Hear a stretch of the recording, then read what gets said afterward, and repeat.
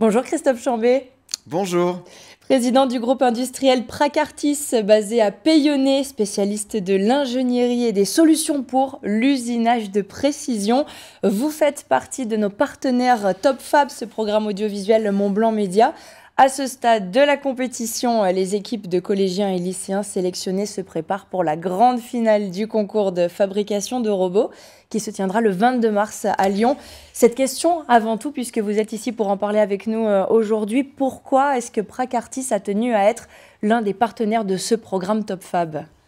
Eh bien, écoutez, pour nous, c'est une immense fierté d'être aux côtés de ce projet, comme nous l'avions été l'année passée. C'est une formidable mise en valeur de l'industrie, des technologies et une possibilité pour nous, groupe Pracartis, de pouvoir présenter aussi nos métiers auprès des jeunes et de les attirer, pourquoi pas, plus tard au sein de nos entreprises. On le sait justement, c'est l'un des objectifs affichés par beaucoup d'industriels, attirer ce public cible de la jeunesse. Est-ce qu'au sein de Pracartis, justement, vous avez le sentiment que ça reste encore un défi, finalement, d'attirer la jeunesse ? Aujourd'hui, on ressent que le secteur souffre d'une image négative auprès de ce public, ou c'est aussi qu'ils ne sont pas vraiment intéressés pour certains encore ?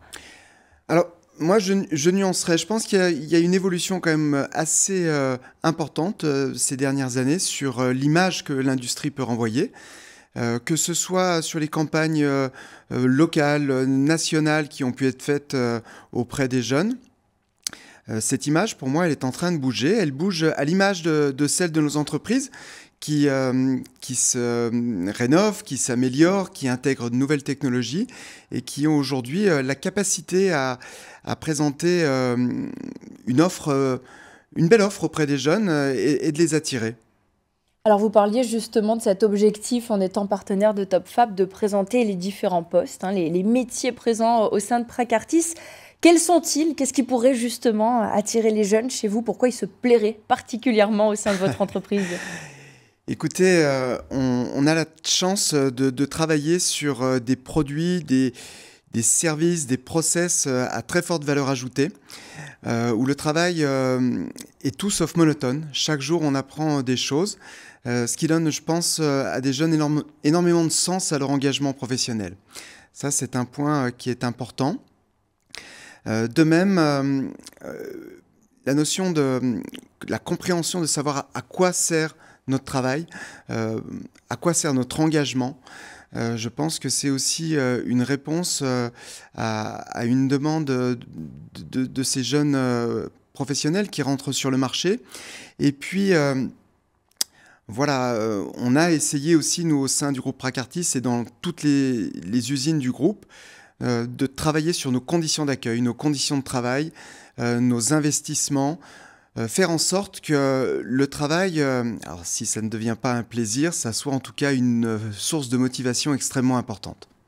Intégrer Pracartis, c'est aussi un cadre dans le travail, sur le lieu de travail qui lui aussi a de nombreux atouts. Oui, on a la chance d'être... Alors, on est à plusieurs endroits en France, mais c'est vrai que le siège social avec, on va dire, la moitié du groupe se trouve dans un petit village à Payonnais, le village d'origine où a été créé les premières entreprises et le groupe. Mais oui, on bénéficie de cet avantage du travail à la campagne, voilà. Alors on le sait, on en parlait de cette jeunesse et la nouvelle génération est moderne, connectée, puisque les jeunes sont adeptes de technologie. Justement, Pracartis s'inscrit dans une démarche continue d'innovation. Ça se traduit comment concrètement chez vous ? Alors, l'innovation, c'est pas quelque chose qui se décrète du jour au lendemain. C'est tout un état d'esprit à mettre en place avec un certain nombre d'outils, de formation, un état d'esprit. On parle d'ADN après, d'innovation, pourquoi pas. Nous, ça fait de très très nombreuses années que l'on innove, que l'on travaille sur des nouveaux produits, des nouvelles techniques. On travaille en interne au sein du groupe Pracartis. On est également engagé dans un certain nombre de projets collaboratifs où à plusieurs entreprises réunies autour d'une thématique, autour d'un sujet, on essaie de faire émerger des solutions innovantes. Donc voilà, au-delà de notre métier premier, on va tout le temps s'intéresser à ce qui peut être, en l'occurrence pour nous, l'usinage du futur. Et aujourd'hui, si on regarde et on fait une photo à l'instant T, beaucoup de travaux, beaucoup d'innovations sont en cours pour travailler sur la notion d'usinage durable. Christophe Chambé, quand on parle technologie, justement, on entend beaucoup les mots automatisation, robotisation. Ce sont des outils qui peuvent faire peur à certains, laisser entendre que la technologie va remplacer l'humain un jour. L'argumentaire chez les industriels qui s'emparent justement de cette évolution technologique, à l'inverse, c'est plutôt qu'il faut utiliser cette technologie comme un outil au service de l'humain, finalement. Ouais, bien sûr, évidemment, ce sont des débats d'arrière-garde. Moi, je suis toujours surpris qu'on puisse encore aujourd'hui avoir ces pensées-là. Le progrès est source de développement. La robotisation, l'automatisation, la digitalisation permettent de soulager des postes où l'intérêt du travail, où la valeur ajoutée est très faible. Et de surcroît, dans certains cas, permet de limiter la pénibilité au travail, bien évidemment, de limiter les TMS, les troubles musculo-squelettiques, et tout un tas d'autres pathologies qui peuvent surgir dès lors qu'on fait toujours la même chose. Il faut plutôt s'intéresser à comment on amène ces niveaux d'automatisation, ces niveaux de robotisation, comment on intègre la digitalisation, et quels sont les métiers qui se créent derrière ces nouvelles technologies, comment on se forme et comment on devient un ambassadeur de ces nouvelles technologies. Parce que c'est par ces technologies-là qu'on restera compétitif et qu'on arrivera, dans une mondialisation complètement débridée, à tirer son épingle du jeu. Alors on parle nouvelles technologies, ce qui nous amène à cette transition toute naturelle de l'intelligence artificielle. Comment vous le vivez en interne chez Prakartis? Est-ce que cette intelligence artificielle a déjà un impact sur votre manière de concevoir ou de produire des pièces mécaniques? Alors, oui, on a pris bien évidemment ce virage d'intégrer l'intelligence artificielle au sein de nos entreprises. Ça ne se fait pas du jour au lendemain. Il faut avoir une bonne appréhension de ces nouvelles technologies, parce qu'elles se déclinent bien évidemment dans la conception, dans la production, dans la finance, dans la formation, dans la communication. L'IA, elle est présente partout dans l'entreprise. Donc pour des structures de notre taille, ça passe dans un premier temps par avoir accès à des conférences, à un bon niveau de formation. Ne pas faire de l'IA pour faire de l'IA. On ne peut pas se permettre de mal l'intégrer dans nos entreprises. Il faut vraiment qu'elle apporte une valeur ajoutée. Donc moi j'insiste sur le fait de pouvoir avoir accès à des formations pertinentes, dédiées à l'industrie, avoir des conseils, des conseillers, une fois de plus, très pragmatiques, qui peuvent nous apporter des choses concrètes dans l'entreprise. Et puis derrière, tout ce travail de formation auprès des collaborateurs, cette montée en puissance. Nous, on est en plein dans cette démarche-là et on accélère. Pour le coup, parce qu'on voit que les résultats qu'on peut obtenir grâce à ces développements-là sont extrêmement pertinents. Donc effectivement, les formations sont totalement intégrées au planning, au Oui. programme des équipes, Oui. parce qu'on l'a dit, la technologie évolue très vite, donc il faut que les salariés évoluent aussi. Il y a plus un CODIR aujourd'hui, un comité de direction qui se déroule sans que le thème de l'IA soit abordé au minimum sur 30 minutes à 1 heure de travail pour les équipes. Voilà. Christophe Chambé, président du groupe industriel Prakartis, est notre invité. On se retrouve dans quelques secondes. Christophe Chambé, président du groupe industriel Prakartis, basé à Payonnet. Dans l'actualité, on entend parler beaucoup de l'inquiétude de certains industriels concernant des baisses d'activité, certaines usines qui tournent parfois au ralenti. C'est notamment le cas, on le sait, surtout en Vallée de l'Arve, pour les décolteurs du secteur automobile. Ce contexte pourrait décourager certains à choisir le secteur de l'industrie. On a envie de se demander déjà comment ça va au sein de Prakartis. Qu'en est-il de votre côté en ce début 2025 ? Écoutez, on a terminé l'année 2024 avec une croissance supérieure à 10%. L'année 2025 démarre également sous de bons auspices. Certes, ce qui est difficile aujourd'hui, c'est le manque de visibilité. La conjoncture industrielle est complexe. Il y a le problème dans l'automobile avec cette transition qui est parfois difficile à comprendre et à appréhender. Il y a également une situation politique qui est instable et ça, on n'aime pas, nous, en tant que chef d'entreprise, puisque on aime bien pouvoir se projeter et dès lors, on va être un peu plus attentif à nos investissements et à nos engagements. Donc, voilà, si à ça vous rajoutez une situation internationale peu lisible, et bien évidemment, ça n'encourage pas comment dire, l'investissement, le développement et la prise de risque.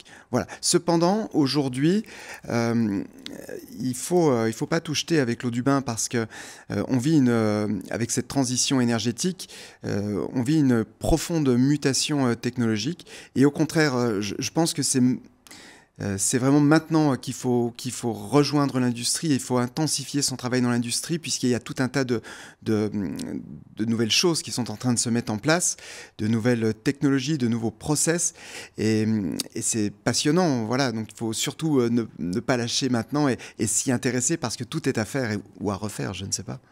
À penser, à repenser. En tout cas, Oui. vous parlez justement, Christophe Chambé, de mutation en matière d'industrie durable. Quelles actions concrètes avez-vous mises en place pour réduire l'empreinte écologique de vos activités au sein de Praxartis? Alors, on a fait plusieurs choses, hein.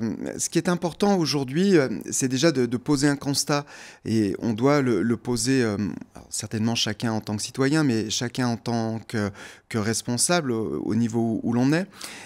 L'usinage, évidemment, a un impact environnemental non négligeable.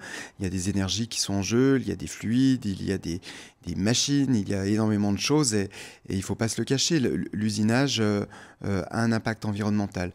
Donc, nous, dans notre stratégie de développement, et cela, ça fait déjà de nombreuses années que l'on a intégré, on a essayé, à notre niveau, de proposer des solutions qui permettent de décarboner ces techniques d'usinage. Alors, il y a plusieurs choses, et je ne veux pas rentrer dans des schémas trop techniques, mais lorsque l'on usine, hein, il y a des machines, il y a des lubrifiants, il y a des outils coupants, il y a un certain nombre de périphériques. Et si on essaye d'optimiser ces outils-là, derrière, on peut avoir un vrai gain en termes d'impact environnemental. Donc, combiner des outils pour en utiliser moins, usiner à sec, usiner avec de la microlubrification, usiner dans des technologies à base de cryogénie et notamment du CO2 à l'état supercritique permettent de réduire considérablement l'impact environnemental que l'on peut avoir parce qu'on élimine tout un tas de produits annexes, de produits pétroliers que l'on n'a pas à recycler, que l'on n'a pas à tenir en température, que l'on n'a pas à filtrer. Pour peu derrière à ne pas besoin de nettoyer les pièces, avoir des ambiances de travail améliorées. Donc ça, ce sont des vrais travaux de R&D que l'on mène au sein de notre centre d'essai à Payonnais, où ces nouvelles technologies sont implantées dans nos machines, que l'on teste, que l'on met en œuvre et que l'on sera à même de proposer très prochainement à nos clients. Ça, c'est la première partie d'une stratégie qui est mise en œuvre chez nous. Et la deuxième est là pour volonté de travailler sur la modernisation des machines-outils. Pourquoi acheter systématiquement une machine neuve dès lors qu'on peut peut-être réutiliser une machine existante dans son atelier en la modernisant. Alors je dis bien moderniser et non pas rétrofiter. Moderniser, ça veut dire qu'on apporte des fonctions supplémentaires qui vont la rendre plus performante. Tout cela en évitant de reconstruire, de refabriquer un bâti, de refabriquer des éléments, donc éviter des extractions de matières premières et des transformations d'énergie. Donc ça, c'est une vraie démarche chez nous de promouvoir la modernisation de machines de rectification comme de promouvoir la modernisation de machines d'usinage. On se parle de reconstruction, d'optimisation de machines Oui. déjà existantes. Ça veut dire qu'une machine peut avoir plusieurs vies? Oui, tout à fait. On peut très bien, sur une machine existante, décider de changer sa commande numérique. Donc le cœur de la machine, hein, ce qui va donner une grande partie de sa performance. On peut changer l'électrobroche qui la compose. On peut travailler avec d'autres périphériques. On peut ajouter tout un tas de capteurs, récupérer de la donnée et par là même optimiser son mode de fonctionnement. On peut ajouter des fonctions de chargement, déchargement automatique, la fameuse robotisation. On peut également ajouter du contrôle automatique. Enfin voilà, il y a énormément de choses qui peuvent être faites sur une machine existante et qui parfois, je le dis, parce que l'idée c'est pas de remplacer de la machine neuve, on ne le pourrait pas, mais qui dans certains cas peuvent être suffisants pour l'application qu'on a à traiter.